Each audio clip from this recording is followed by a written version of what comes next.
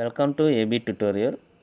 ఇక మనకి ఆంధ్రప్రదేశ్ రాష్ట్ర ప్రభుత్వానికి సంబంధించి దీని యొక్క పరిధిలో పనిచేస్తున్నటువంటి ఏవైతే గ్రామ వార్డు సచివాలయాలు ఉన్నాయో వాటికి సంబంధించి ఈరోజు మన ఈ యొక్క వీడియోలో ఒక అప్డేట్ రావడం జరిగింది. దాని గురించి క్లియర్గా ఇన్ఫర్మేషన్ అనేది ఇవ్వడం జరుగుతుంది అన్నమాట. ఇక ఇది వచ్చేప్పటికి పరీక్షలు లేకుండా ప్రొబేషన్ డిక్లేర్ చేయండి, గ్రామ వార్డు సచివాలయ ఉద్యోగుల వినతి అంటూ ఇక్కడ మనకి హెడ్లైన్గా రావడం జరిగిందనమాట. ఈ యొక్క గ్రామ వార్డు సచివాలయాలకి సంబంధించి రీసెంట్గా ఈ యొక్క ఏదైతే ఉన్నాయో ఎగ్జామ్స్ అనేవి కండక్ట్ చేయాలని వీరు డిసైడ్ చేశారనమాట. అయితే ఈ యొక్క ఎగ్జామ్ ప్రాసెస్ అనేది సరిగా లేదు, మాకు ఏపీపీఎస్సీ ద్వారా ఈ యొక్క ఎగ్జామ్ ప్రాసెస్ అనేది ఉంటుందని ఇక్కడ రావడం జరిగింది. అదేవిధంగా ఈ యొక్క హాజరుకి సంబంధించి కానివ్వండి, ఇట్లా వెయిటేజ్ అనేది కేటాయించడం జరిగింది. సిలబస్ కూడా హెవీగా పెంచడం జరిగింది. ఇవన్నీ కూడా మాకు అవరోధాలుగా ఉన్నవి. మాకు ఎప్పుడైతే అక్టోబర్ 2న డిక్లరేషన్ చేస్తాము అన్నారో వీటిలో క్వాలిఫై అయిన వారికి, దీనివల్ల మేము చాలామంది నష్టపోతాం, క్వాలిఫై అవ్వకపోతే మా పరిస్థితి ఏంటంటూ కూడా ఇక్కడ రావడం జరిగింది.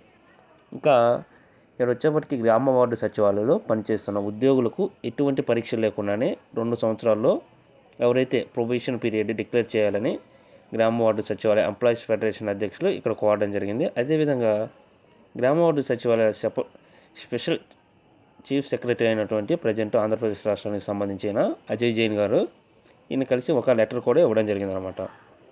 ఇంకా ఈ యొక్క సచివాలయాల్లో పనిచేస్తున్నటువంటి మొత్తం విభాగాల సంఖ్య వచ్చేప్పటికి 20 అన్నమాట. ఈ యొక్క 20 విభాగాల్లో మొదటిసారిగా 11 విభాగాలకు చెందిన ఉద్యోగులకు గ్రేడ్ 5 కంప్యూటర్ ప్రొఫిషియన్సీ టెస్ట్ లేకుండా నేరుగా అక్టోబర్ 2 ప్రొవిషన్ డిక్లేర్ చేయాలన్నారన్నమాట. ఇక అదేవిధంగా శాఖా పరీక్షలు తప్పనిసరి అయితే కనీసం సంవత్సరం గడువు ఇవ్వాలని, పరీక్షలు ఇంగ్లీష్ తెలుగు భాషలో నిర్వహించాలని కోరారనమాట. అక్టోబర్ 2 నుంచి పే స్కేల్ వర్తింప చేయాలని, మరణించిన ఉద్యోగుల కుటుంబాలను ఆదుకొని కారుణ్య నియామకాలు కూడా చేపట్టాలని వీరు పేర్కొనడం జరిగిందనమాట. ఉద్యోగులకు ఎటువంటి నష్టం జరగకుండా చర్యలు తీసుకుంటామని స్పెషల్ చీఫ్ సెక్రటరీ హామీ ఇచ్చారు. ఇది ఒక రకంగా గుడ్ న్యూస్ లాంటిది. ఇది ఖచ్చితంగా వీళ్ళకి ఖచ్చితంగా కరోనా సమయంలో వీరు కూడా చాలా డ్యూటీస్ అనేది చేయడం జరిగింది. ఈ యొక్క డ్యూటీస్లో ఎవరైతే చనిపోయారో వారి సచివాలయ ఉద్యోగులుగా ఉండి గ్రామ సచివాలయానికి సంబంధించి కానీ వారి యొక్క కుటుంబాల్లో ఎవరైతే ఉంటారో వాళ్ళకి కారుణ్య నియామకాలు అంటే వాళ్ళ కుటుంబంలో ఖచ్చితంగా జాబ్ ఇవ్వాలి, ఏదో ఒక విధంగా ఆర్థికంగా సహాయం చేయడం అంటారు దీన్ని. ఆర్థికంగా కానీ సాంఘికంగా ఈ ఏదో ఒక రకంగా వాళ్ళ కుటుంబానికి సహాయం అందాలి అంటూ వీరు ఒక రిక్వెస్ట్ అనేది చేయడం జరిగింది. అదేవిధంగా ఈ యొక్క పే స్కేల్ ఏదైతే ఉందో గవర్నమెంట్ ఎంప్లాయీస్ కానివ్వండి, ఈ యొక్క వార్డు గ్రామ సచివాలయం పనిచేస్తున్నటువంటి వారికి ఖచ్చితంగా గవర్నమెంట్ ఎంప్లాయీస్ వల్లే మాకు అక్టోబర్ నుంచి రెగ్యులర్ పే స్కేల్ అమలు చేయాలని కూడా ఇక్కడ రిక్వెస్ట్ అనేది కోరడం జరిగింది. అదేవిధంగా ఈ యొక్క ఎగ్జామ్లో క్వాలిఫై అవ్వని వ్యక్తులు ఎవరైనా ఉంటే వారికి కూడా ఖచ్చితంగా న్యాయం చేకూర్చాలి. ఎటువంటి ఉద్యోగ అభద్రత ఉండకూడదు, భద్రత ఖచ్చితంగా కల్పించాలంటూ కూడా ఇలా కోరడం జరిగింది. అదేవిధంగా ఈ యొక్క ఎగ్జామ్స్ ఏవైతే ఉన్నాయో వాటిని ఇంగ్లీషు తెలుగు రెండిట్లో మాకు ఖచ్చితంగా లోకల్ లాంగ్వేజ్లో కూడా జరపండి అంటూ ఒక రిక్వెస్ట్ అనేది వీరు ఆంధ్రప్రదేశ్ రాష్ట్ర చీఫ్ సెక్రటరీ వార్డు సచివాలయం గ్రామ సచివాలయం సంబంధించిన అజయ్ జైన్ గారిని రిక్వెస్ట్ చేయడం జరిగిందనమాట. ఇక నెక్స్ట్ అదేవిధంగా ఈ యొక్క ఆంధ్రప్రదేశ్ రాష్ట్రంలో ఎవరైతే ఆశా వర్కర్లుగా పనిచేస్తున్నారో వాళ్ళు వచ్చేవాటికి ఇక్కడ ఒక ర్యాలీ అనేది చేయడం జరిగిందనమాట, నిరసన వ్యక్తం చేయడం జరిగింది. ఇక ఆశా వర్కర్లు కనీస వేతనం ఇవ్వాలని కూడా వీళ్ళు ఒక డిమాండ్ అనేది చేయడం జరిగింది. ఉద్యోగ భద్రత కూడా మాకు కల్పించాలి, అదేవిధంగా ఈ యొక్క సచివాలయంతో వీరిని అనుసంధానం వద్దు, మాకు వద్దు, ఇది ఈ యొక్క సమస్యలపై కథం తొక్కిన ఆశా కార్యకర్తలు అంటూ రాష్ట్ర వ్యాప్తంగా పిహెచ్సిల వద్ద ఆందోళన అంటూ కూడా ఇక్కడ రావడం జరిగింది. ఇక వచ్చేవాటికి వీరికి కనీస వేతనం వచ్చేవాటికి 21,000 వరకు ఇవ్వాలని, అదేవిధంగా గవర్నమెంట్ ఉద్యోగ భద్రత కల్పించాలని కూడా వీరు కోరారనమాట. ప్రభుత్వ సంక్షేమ పథకాలు తమకు వర్తింప చేయాలని, రిటైర్మెంట్ బెనిఫిట్స్ సౌకర్యం కల్పించాలని వేలాది మంది కార్యకర్తలు ఆందోళనలో పాల్గొన్నారంటూ ఇక్కడ రావడం జరిగింది.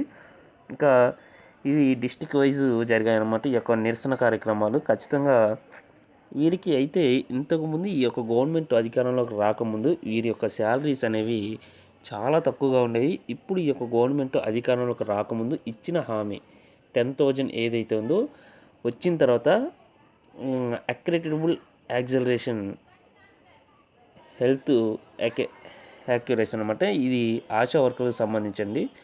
వారికి ఖచ్చితంగా 10,000 రూపీస్ ఇస్తామని చెప్పడం జరిగింది. ఇప్పుడు అమలు చేశారు.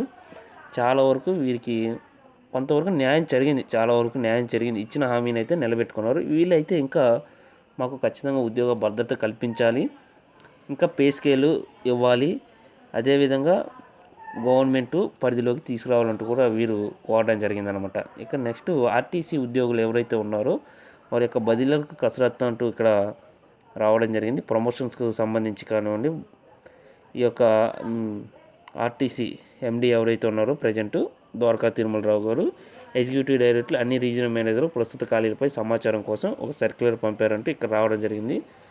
ఇంకా ఎవరైతే ఉన్నారో ఎస్సీ ఎస్టీలకు వీరికి రోస్టర్ పద్ధతిలో ఈ యొక్క ప్రమోషన్స్ ఇవ్వాలంటూ కూడా కోరడం జరిగిందనమాట. సో ఇవ్వండి ఈరోజు ఆంధ్రప్రదేశ్ రాష్ట్రానికి సంబంధించినటువంటి ఏవైతే ఉన్నాయో గ్రామ వార్డు సచివాలయంలో పనిచేస్తున్నట్టు ఉద్యోగులకు ఖచ్చితంగా వారికి ఉద్యోగ భద్రత కల్పించాలి. ఎగ్జామ్స్కి సంబంధించిన డీటెయిల్స్ కానివ్వండి, ఇంకా అదేవిధంగా వారి ఉద్యోగ భద్రత, పే స్కేల్కి సంబంధించినవి కానివ్వండి, అదేవిధంగా ఆశా వర్కర్లు ఎవరైతే ఉన్నారో ఆంధ్రప్రదేశ్ రాష్ట్రంలో పనిచేస్తున్నటువంటి వారికి కూడా ఉద్యోగ భద్రత కోరుతూ సచివాలయ పరిధిలోకి మమ్మల్ని తీసుకురావద్దంటూ రెగ్యులర్ పే స్కేల్ మాకు కూడా అప్లై చేయండి అంటూ కోరడం జరిగింది. ఇక ఆర్టీసీ డిపార్ట్మెంట్స్కి సంబంధించిన ప్రమోషన్స్ గురించి కూడా ఈ యొక్క వీడియోలో క్లియర్గా వివరించడం జరిగింది.